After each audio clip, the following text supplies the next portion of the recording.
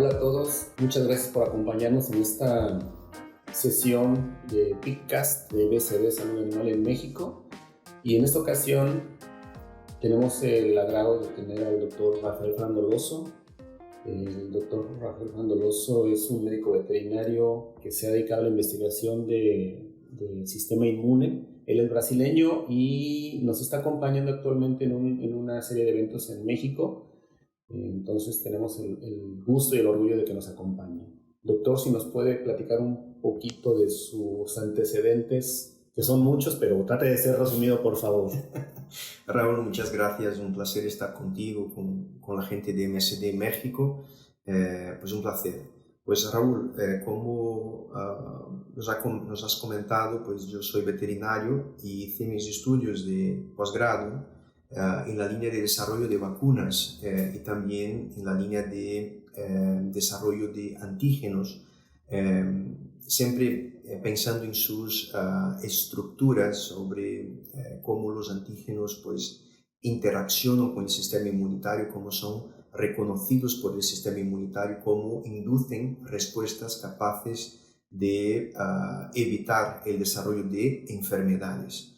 Pues buscando prevención de Glasserella parasuis, una bacteria respiratoria sistémica que produce la enfermedad de Glasse en los animales jóvenes, también buscando prevención contra bacterias como Aqinobacillus pleuropneumoniae y otras de la familia Pasteurelaceae. Básicamente, en la ciencia, trabajo en el desarrollo y evaluación de vacunas. Excelente, doctor.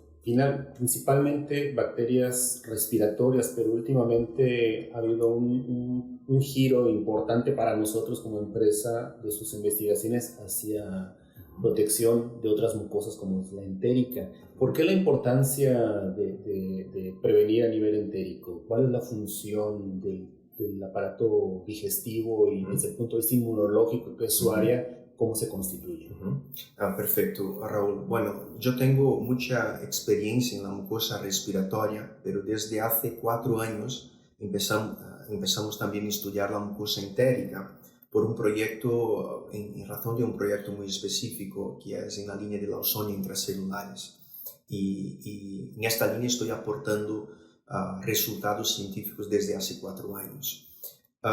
Bueno, la mucosa entérica es muy compleja, porque es la mucosa que a diario nosotros estamos en más contacto con microorganismos. Y eso empieza en la boca. Y necesitamos tolerar microorganismos que forman la microbiota oral, pero también necesitamos tolerar los antígenos alimenticios.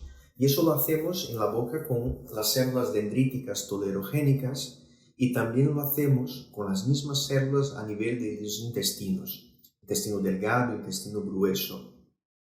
Y necesitamos tolerar los antígenos alimenticios y la microbiota entérica para dar condición que las células que recubren el epitelio intestinal puedan absorber los nutrientes que se consigue a través de los alimentos. O sea, nosotros a partir del alimento podemos absorber glucosa, cloruros, péptidos y a partir de ellos producir aminoácidos, o sea, todos sacamos de los alimentos. Pero para hacerlo necesitamos tolerar una carga brutal de microorganismos que forman la microbiota y también una carga absurda de antígenos alimenticios. Si no logramos tolerar los antígenos alimenticios, por ejemplo, producimos inflamación. Y un ejemplo en humano, cuando no toleramos la caseína, pues producimos inflamación, la lactosa, el gluten y muchos otros ejemplos. Entonces hay que tolerar para que el intestino pueda desarrollar sus funciones en plenitud y, en el caso del cerdo, poder performar bien, comer y convertir el alimento en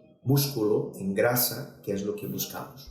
Creo que esos ejemplos que nos da, doctor, de la intolerancia a ciertos nutrientes que cada vez están más de moda, y no sé si es porque cada vez nos damos cuenta más de ellos o finalmente son más frecuentes, es importante para darle un sentido, pero entonces, ¿cuál es la importancia de la microbiota que tanto nos comentan? ¿Qué es la microbiota y cuál es su importancia en el tracto gastroentérico? Bueno, el primer concepto de microbiota básicamente es la reunión o el conjunto de bacterias, virus, parásitos, arquea, microorganismos que viven, que colonizan determinada parte del cuerpo, en este caso los intestinos.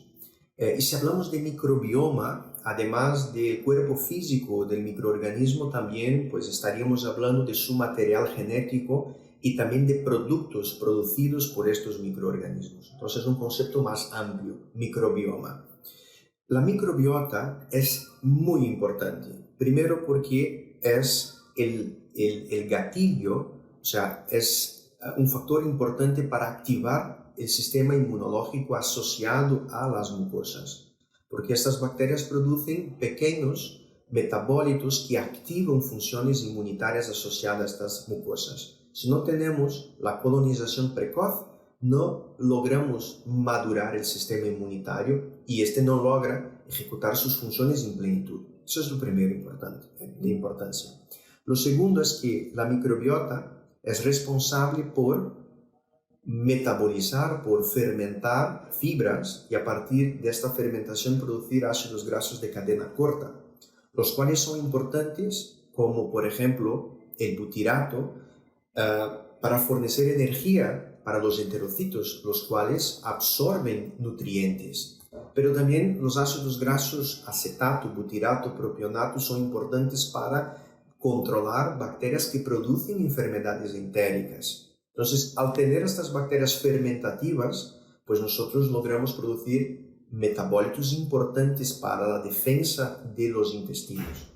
También las bacterias pueden hospedar los bacteriófagos, que son virus bacterianos, y los bacteriófagos son microorganismos extremadamente importantes para el control biológico. Hoy ya se piensa en utilizar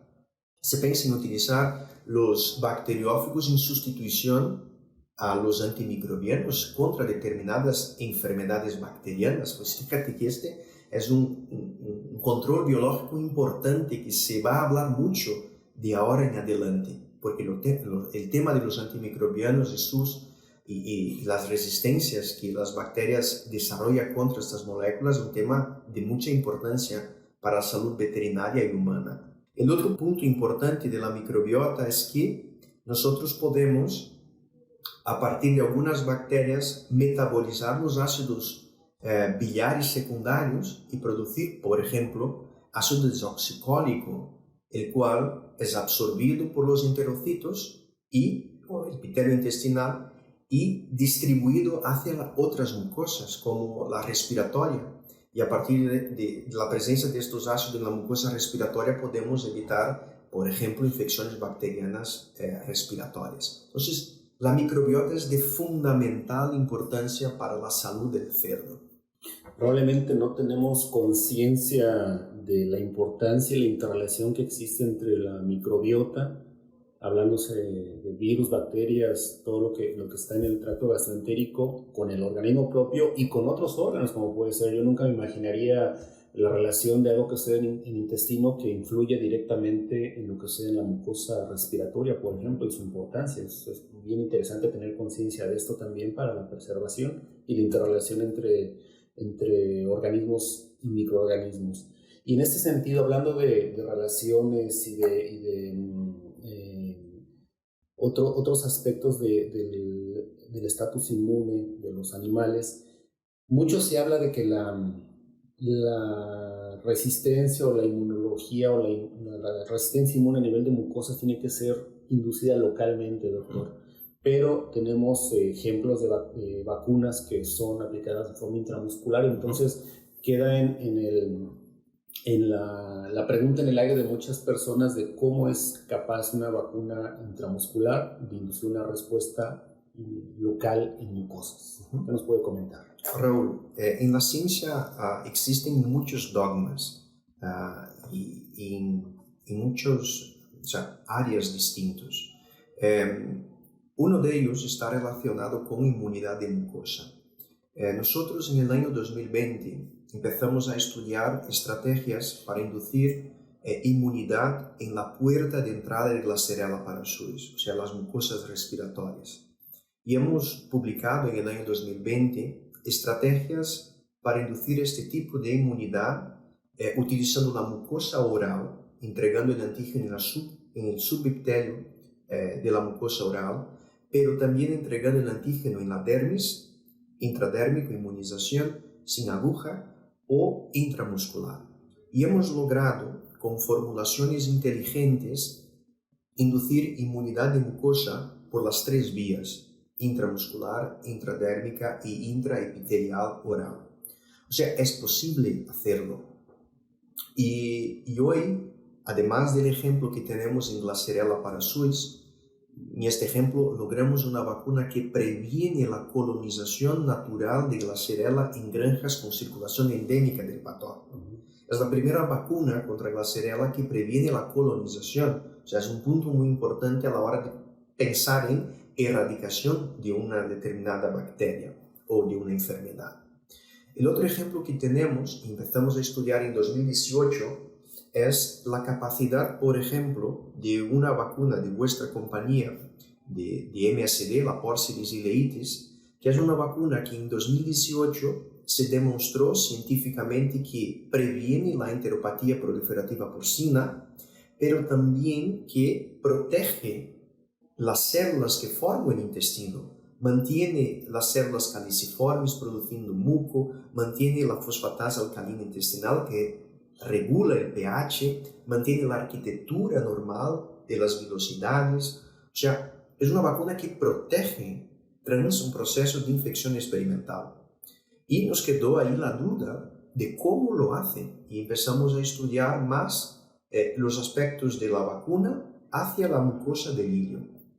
Y tras algunos estudios controlados, hemos demostrado que esta vacuna, que es una vacuna intramuscular de única dosis o dosis única, induce, además de IgG1, IgG2 sistémica, IgA sistémica que está en la sangre, es una vacuna que transloca hacia la lámina propia del ilio células secretoras de IgG1, IgG2, IgA, y estas inmunoglobulinas son translocadas hacia el lumen del intestino y producen, consecuentemente, protección local.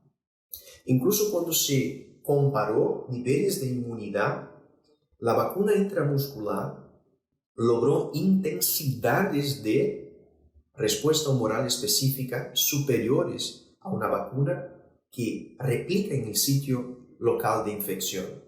O sea, no quiere decir que si yo inmunizo a través de las mucosas, pues yo voy a obtener resultados más potentes en comparación con una inmunización sistémica, con una vacuna que tiene una estrategia de antígeno, de adyuvante, para generar una respuesta potente y que se transloca al sitio de infección. Eso es posible, no es sencillo y no son todas las vacunas que lo logran hacerlo.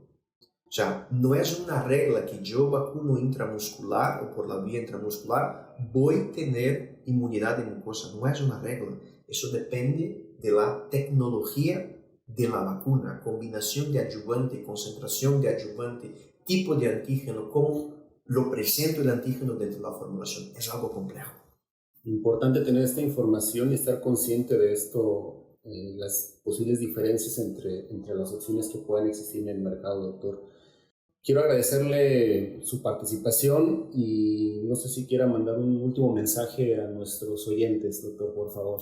Raúl, otra vez muchas gracias por la oportunidad. Espero que sea la primera de muchas en vuestro país.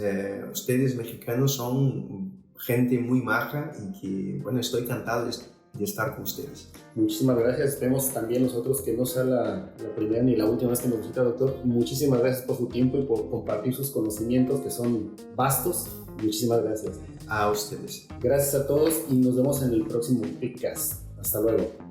Que la Ausonia intracelularis no se lleve tus ganancias. Con Porcellus ileitis aumenta la productividad de tus cerdos y maximiza tu rentabilidad.